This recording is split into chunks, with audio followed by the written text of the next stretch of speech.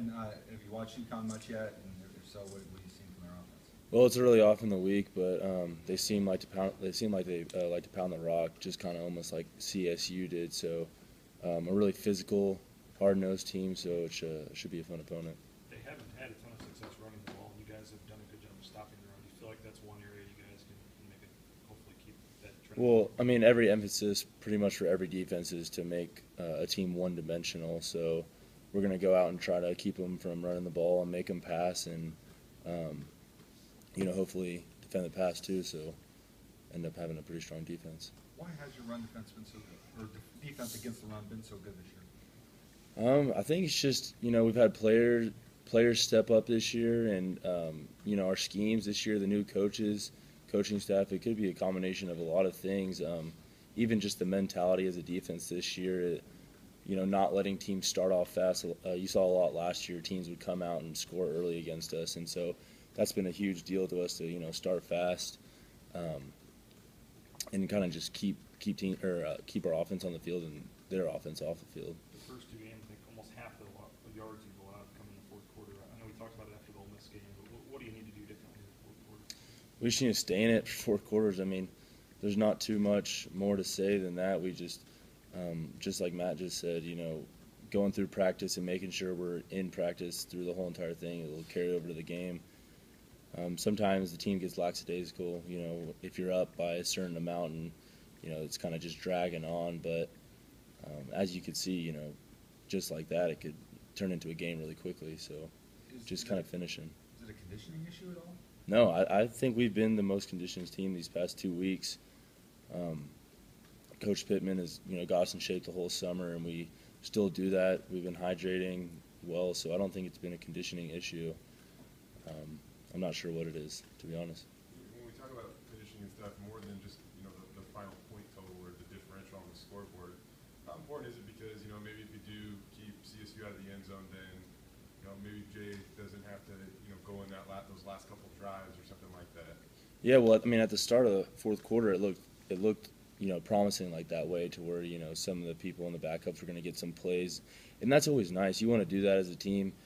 I mean, you see 30 players play, but there's a lot of players that give a lot of time and effort, and so a lot of the goals sometimes is you want to get up so then those guys get a chance to go out there and play and enjoy it just as much as a lot of other people get to do. So we'd like to do that, and being able to keep them holding down the touchdowns, especially the big plays that we've been giving up, that'd be really good. What do you make about the long trip over to the East Coast and just a long plane flight and having to get up and play a game 10 a.m. Mountain Time? Yeah, I mean, it shouldn't be too difficult. We've practiced in the mornings here a lot of the times. We afternoons now, but I mean, we get up every morning. I'm up at 7:30 every single day anyway, so it shouldn't be too big of a deal. Would you like playing 12 o'clock like this, or would you rather play at 8:15? I like playing in the mornings personally. When you play at 8:15, you're kind of just sitting around all day. I mean, it's nice you get to watch some of the other games, but when you play at noon, you also get to watch a lot of the other games as well. So it's nice to kind of wake up and get it done rather than you're kind of sitting around, not really sure what to do with your time, and you got to stay warm and whatnot, than rather than just getting up and getting it done. Long plane flight too for the second trip in a row. What kind of challenge is that? Probably 5 hours. Yeah, it's not that difficult just because since we're going the day early, that helps quite a bit.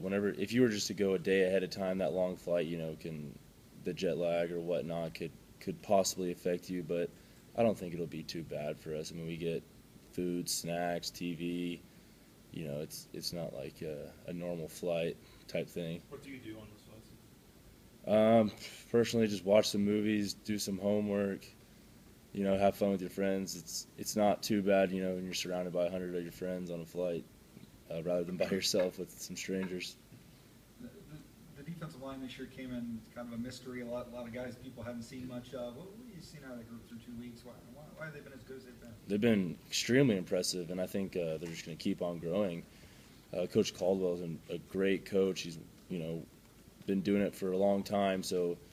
And I think we got great players also playing, and a lot of young players and whatnot, and we got a few injured, but it's a real promising group. You mentioned some of the bigger plays that you guys have given up late in the games. They seem to all be on passing plays. Do you think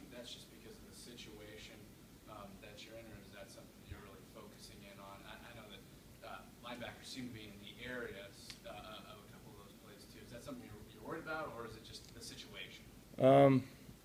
I think we just need to really work on kind of like defeating those big plays. I mean, you see a lot of their yards came from just, third and super long, or just any long pass play, or, I mean, not run plays, obviously, because we're doing pretty good against the run, but those play action, and as a linebacker, we can help a lot in those play action games by seeing the O-line a lot better and getting back into coverage, which would help the skilled players, because, being back on their one-on-one, a big play is bound to happen. So if we're able to help in any sort of way, I think we should start doing that a little bit better.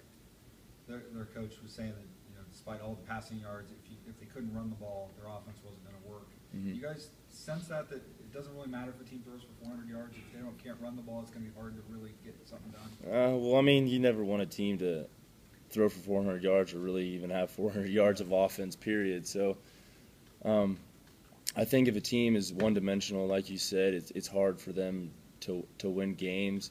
But then again, if a team has 400 yards, I mean, you look at Fresno State last year, I mean, they were a huge, huge passing offense, and, it worked out really well for them. Any extra emphasis on starting fast this game, just because sometimes these early kickoffs, teams long trip, maybe you can kind of sleepwalk and start the game? Yeah, I mean, that's been an emphasis for us really this whole year. Like I said earlier, last year we tended to give up points early in games, and so really our whole mentality as a defense is to start fast and not give up really any points. So that's definitely going to be something. Yep.